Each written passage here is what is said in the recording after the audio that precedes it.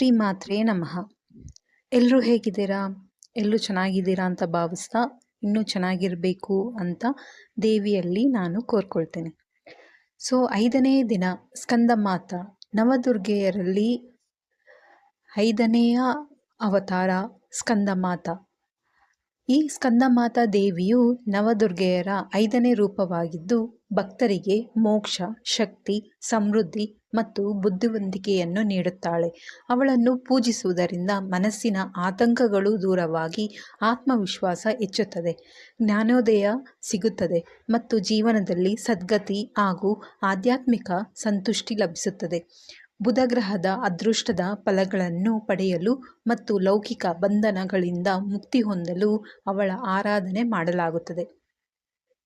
ಸ್ನೇಹಿತರೆ, ಈ ಸ್ಕಂದಮಾತಾ ದೇವಿಯ ಧ್ಯಾನ ಮತ್ತು ಮಂತ್ರ, ಶ್ಲೋಕ ಮತ್ತು ಅದರ ಅರ್ಥ ಏನು ಮತ್ತು ದೇವಿಯನ್ನು ಸಿದ್ಧಿಸ್ಕೊಳ್ಳೋದು ಹೇಗೆ, ಈ ಒಂದು ಮಂತ್ರದಿಂದ ನಮಗೇನೆಲ್ಲ ಪ್ರಯೋಜನಗಳಿದೆ ಎಂಬೆಲ್ಲ ವಿಚಾರಗಳನ್ನು ನಾನು ಈ ಒಂದು ವಿಡಿಯೋದಲ್ಲಿ ತಿಳಿಸ್ಕೊಡ್ತೇನೆ.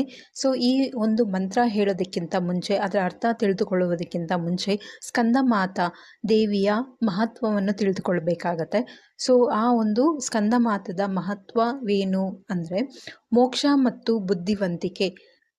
ಸ್ಕಂದಮಾತೆಯ ಆರಾಧನೆಯು ಭಕ್ತರಿಗೆ ಅಂತಿಮ ಮೋಕ್ಷವನ್ನು ನೀಡುತ್ತದೆ ಮತ್ತು ಅನಕ್ಷರಸ್ಥರಿಗೂ ಬುದ್ಧಿವಂತಿಕೆಯನ್ನು ನೀಡುತ್ತದೆ. ಶಕ್ತಿ ಮತ್ತು ಸಮೃದ್ಧಿ. ಈ ದೇವಿಯು ತನ್ನ ಭಕ್ತರಿಗೆ ಶಕ್ತಿ, ಸಮೃದ್ಧಿ ಮತ್ತು ಸಂಪತ್ತನ್ನು ಕರುಣಿಸುತ್ತಾಳೆ. ಆತ್ಮನಿಯಂತ್ರಣ.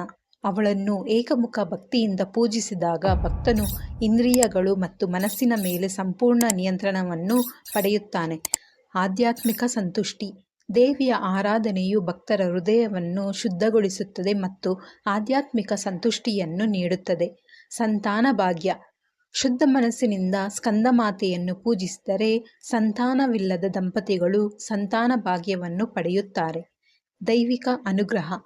ಸ್ಕಂದಮಾತೆಯ ಆರಾಧನೆಯು ಭಗವಾನ್ ಸ್ಕಂದನ ಕೃಪೆಯನ್ನು ಸಹ ಒದಗಿಸುತ್ತದೆ, ಏಕೆಂದರೆ ಅವಳ ಮಡಿಲಲ್ಲಿ ಅವಳ ಮಗ ಸ್ಕಂದನೂ ಇರುತ್ತಾನೆ. ಅವಳನ್ನು ಪೂಜಿಸುವುದರಿಂದ ದೈವಿಕ ತೇಜಸ್ಸು ಲಭಿಸುತ್ತದೆ ಮತ್ತು ಸೂರ್ಯನ ತೇಜಸ್ಸಿನಿಂದ ಬೆಳಗಿದಂತೆ ಭಾಸವಾಗುತ್ತದೆ. ನವರಾತ್ರಿಯಲ್ಲಿ ಪ್ರಾಮುಖ್ಯತೆ. ಸ್ಕಂದಮಾತೆಯನ್ನು ನವರಾತ್ರಿಯ 5ನೇ ದಿನದಂದು ಪೂಜಿಸಲಾಗುತ್ತದೆ. ಇದು ದುರ್ಗಾದೇವಿಯ 5ನೇ ಅವತಾರವಾಗಿದೆ. ಈ ದಿನದ ಪೂಜೆಯಿಂದ ಆತ್ಮವಿಶ್ವಾಸ ಹೆಚ್ಚುತ್ತದೆ ಮತ್ತು ಮನಸ್ಸಿನ ಆತಂಕ ದೂರವಾಗುತ್ತದೆ. ಸ್ಕಂದಮಾತದ ಧ್ಯಾನ ಮತ್ತು ಅದರ ಒಂದು ಶ್ಲೋಕವನ್ನು ಇಲ್ಲಿ ತಿಳಿದುಕೊಳ್ಳೋಣ.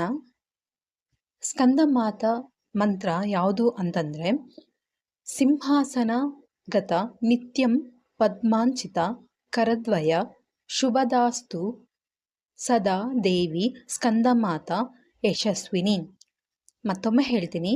ಸಿಂಹಾಸನಗತ ನಿತ್ಯಂ ಪದ್ಮಾಂಚಿತ ಕರದ್ವಯ ಶುಭದಾಸ್ತು ಸದಾ ದೇವಿ ಸ್ಕಂದಮಾತ ಯಶಸ್ವಿನಿ.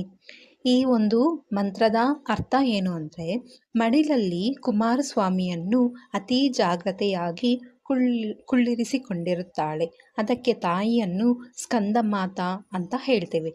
ತಾಯಿಯ 2 ಕೈಗಳಲ್ಲಿ ಪದ್ಮಕಮಲ ಇದೆ ಹಾಗೂ ಎಡಕೈಯಲ್ಲಿ ಅಭಯ ಹಸ್ತವನ್ನು ತೋರಿಸುತ್ತಾಳೆ. ಯಾಕೆ ಎಡಕೈಯಲ್ಲಿ ಅಭಯ ಹಸ್ತವನ್ನು ನೀಡುತ್ತಾಳೆ ತಾಯಿ ಅಂದರೆ, ಬಲಗೈಯಲ್ಲಿ ಅತಿ ಜಾಗೃತಿಯಿಂದ ಮಕ್ಕಳನ್ನು ಹಿಡಿದಿರುತ್ತಾಳೆ. ಈ ತಾಯಿಯನ್ನು ಹೇಗೆ ಧ್ಯಾನ ಮಾಡಬೇಕು ಅಂದರೆ, ವಿಶುದ್ಧಿ ಚಕ್ರದಿಂದ.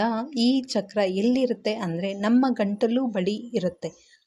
ಅದಕ್ಕೆ ನಾವು ಕುತ್ತಿಗೆಗೆ ಮಾಲೆಗಳನ್ನು ಹಾಕಿಕೊಳ್ಳುತ್ತೇವೆ. ಸ್ತ್ರೀಯರು ಮಾಂಗಲ್ಯ ಆಭರಣ ಅಲಂಕೃತವಾಗಿ ಧರಿಸಿಕೊಳ್ಳುತ್ತಾರೆ. ನಾವು ಏನನ್ನಾದರೂ ಕುತ್ತಿಗೆಗೆ ಸರ ಅಥವಾ ರುದ್ರಾಕ್ಷಿ ಬೇರೆ ಬೇರೆ ಥರ ಮಾಲೆಗಳನ್ನು ಹಾಕ್ತೇವೆ. ಯಾಕೆ ಅಂದರೆ ನಮ್ಮ ವಿಶುದ್ಧಿ ಚಕ್ರ ಹಾಗೂ ಅನಾಹತ್ ಚಕ್ರ ನಡುವೆ ನಮ್ಮನ್ನು ರಕ್ಷಿಸುವುದಕ್ಕೆ. ಹಾಗೆಯೇ ನೀವು ಹೇಗೆ ಧ್ಯಾನಿಸಬೇಕು ಅಂದರೆ, ಸ್ಕಂದಮಾತ ಮತ್ತು ವಿಶುದ್ಧಿ ಚಕ್ರ ನಡುವೆ 3 ಸಿಂಕ್ರೊನೈಸ್ ಆದಾಗ ಈ ಮಂತ್ರ ಪಠಿಸಬೇಕು.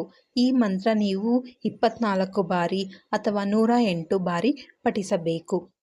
ಇದರಿಂದ ಏನೆಲ್ಲ ಪ್ರಯೋಜನ ಆಗುತ್ತೆ ಅಂತಂದರೆ, ಮೊದಲನೇದಾಗಿ ಜೀವನದಲ್ಲಿ ಅಲ್ಲೋಲ ಕಲ್ಲೋಲ, ಅಶಾಂತಿ ಮತ್ತು ಶಾಂತಿ, ಮನಸ್ಸಿಗೆ ಗೊಂದಲ ಇವುಗಳನ್ನೇನಾದರೂ ಇತ್ತು ಅಂದಾಗ ಸುಖ, ಶಾಂತಿ, ನೆಮ್ಮದಿಯನ್ನು ಈ ದೇವಿ ಕರುಣಿಸುತ್ತಾಳೆ. ಹಾಗೆಯೇ ಎಲ್ಲರೂ ಈ ದೇವಿಯನ್ನು ಆರಾಧಿಸಿ, ಪೂಜಿಸಿ ಹಾಗೂ ಉಪಾಸನೆ ಕೈಗೊಳ್ಳಿ ಅಂತ ಹೇಳ್ತಾ, ಈ ವಿಡಿಯೋ ವೀಕ್ಷಿಸಿದ ಪ್ರತಿಯೊಬ್ಬರಿಗೂ ಈ ದೇವಿ ಒಳ್ಳೆಯದನ್ನು ಮಾಡಲಿ ಹಾಗೂ ಈ ವಿಡಿಯೋ ಇಷ್ಟ ಆದಲ್ಲಿ ಲೈಕ್ ಮತ್ತು ಸಬ್ಸ್ಕ್ರೈಬ್ ಮಾಡಿಕೊಳ್ಳಿ. ಧನ್ಯವಾದಗಳು ವೀಕ್ಷಕರೇ.